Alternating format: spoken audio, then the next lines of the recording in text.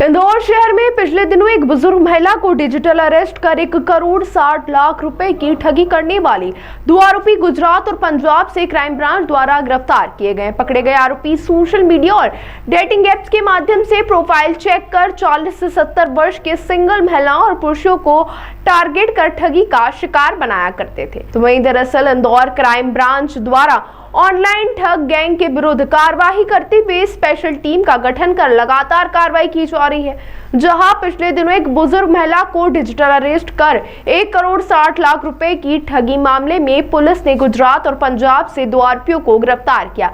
पकड़े गए आरोपियों ने पुलिस को बताया कि ग्रामीण क्षेत्र के लोगों के नाम से सिम कार्ड प्राप्त कर आरोपियों के द्वारा 350 से अधिक सिम कार्ड ठग गैंग को उपलब्ध करवाई थी।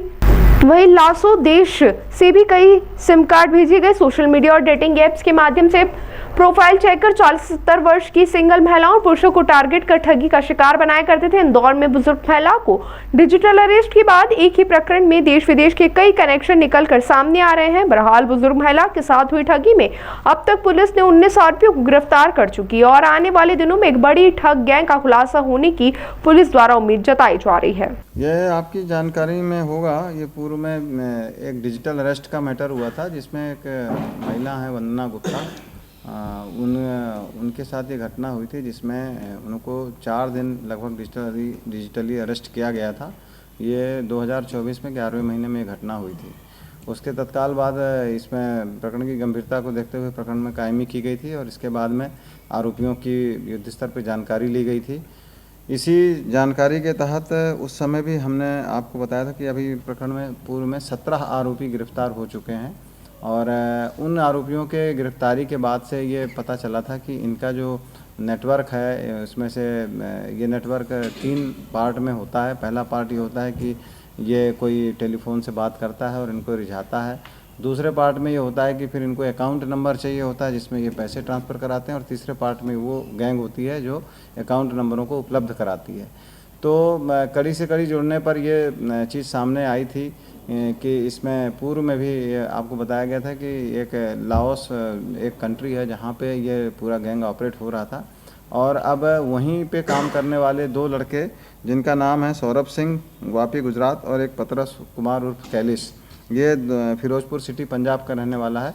ये दोनों वहीं काम कर रहे थे और उनको अभी पुलिस द्वारा इनको वहाँ से इनको यहाँ पे जहाँ इनका निवास स्थान है वहाँ से इनको उठाया गया है। पहले फिरोजपुर पंजाब से ये पतरस कुमार को उठाया गया, उसके बाद में फिर इसके निशानदेही पर सौरभ सिंह को वापी गुजरात से उठाया गया है।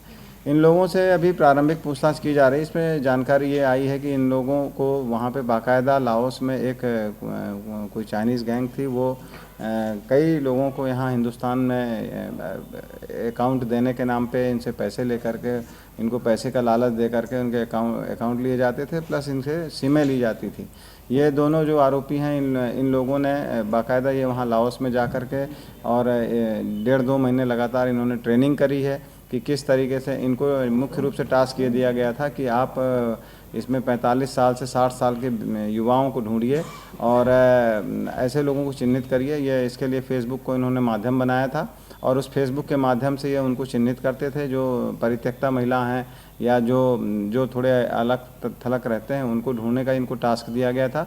और ये इसके बाद में इनकी एक बातचीत करने वाली जो गैंग रहती है जिसमें कि पहले ये लोग व्हाट्सएप मैसेज के थ्रू बात करते हैं, व्हाट्सएप या टेलीग्राम के थ्रू बात करते हैं और उसके बाद फिर अगर इनको थोड़ा विश्वास बढ़ जाता है तो उसके बाद में उनके साथ में काम करने वाली जो महिलाएं हैं, लड़कियां हैं, उन लोगों फिर उनको झांसे में लेते हुए इनसे दोस्ती बढ़ाते हुए फिर इनको पैसे ट्रांसफ़र का लालच देते हुए इनको पहले आगे बढ़ाते हैं और बाद में फिर डिजिटली अरेस्ट करने के लिए एक और गैंग रहती है जो कि डिजिटली इनको अरेस्ट करके और इनको मनी लॉन्ड्रिंग का और बाकी चीज़ों का भय दिखा करके इनको डिजिटली अरेस्ट करती है।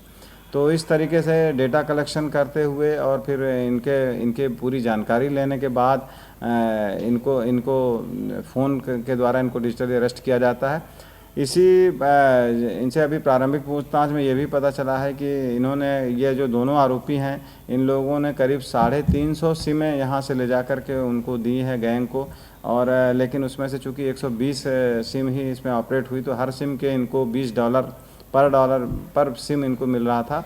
और उसके कमीशन के लालच में ये लोगों ने उनको सिमें उपलब्ध कराई। और ये दोनों आरोपी स्वयं भी जा कर के फिर बाद में इनको जब ट्रेनिंग दी गई तो इस ट्रेनिंग में बाकायदा इन्होंने ऐसे युवाओं को, ऐसे अधेड़ और प्रौढ़ लोगों को चुना जिसको ये लोग डिजिटली अरेस्ट कर सकते थे।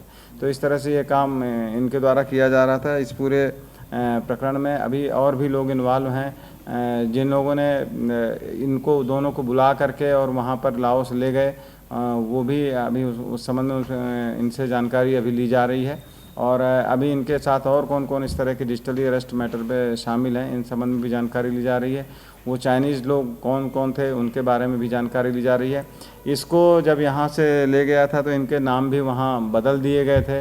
इसको जो एक ये अपना सौरभ सिंह है, इसको लीजो नाम रखा गया था इसका, लूसी नाम से इसको रखा गया था। इनके सबके नाम बदल दिए गए थे और इवन जो चाइनीज़ लोग थे उनके भी बदले हुए नाम ही थे। इसलिए थोड़ा सा इसमें तकनीकी रूप से प्रॉब्लम है, लेकिन हम प्रयास कर रहे हैं कि टेक्निकली इसमें पूछताछ करके उन मुख्य आरोपियों तक पहुँचें। और ये मुख्य आरोपी के पकड़े जाने के पूर्व की एक महत्वपूर्ण कड़ी है, जो इसको अभी हम लोगों ने अरेस्ट किया। सर, ये दोनों आरोपियों को कहाँ से गिरफ्तार किया? ये एक आरोपी इसमें पतरस कुमार और कैलिस है, इसको फिरोजपुर सिटी पंजाब से अरेस्ट किया है। और दूसरा सौरभ सिंह वापी गुजरात से अरेस्ट किया है। इन दोनों के अरेस्टिंग में हमारे टीआई क्राइम जितेंद्र सिंह की महत्वपूर्ण भूमिका थी। और इन्होंने हिकमत अमली से जाकर के दोनों को टेक्निकली डेवलप करने के बाद, इनके सारे के मोबाइल नंबर बंद हो गए थे, लेकिन इसको पुनः एक बार इनको टेक्निकली इनका डिटेल निकालने के बाद इनको अरेस्ट किया गया।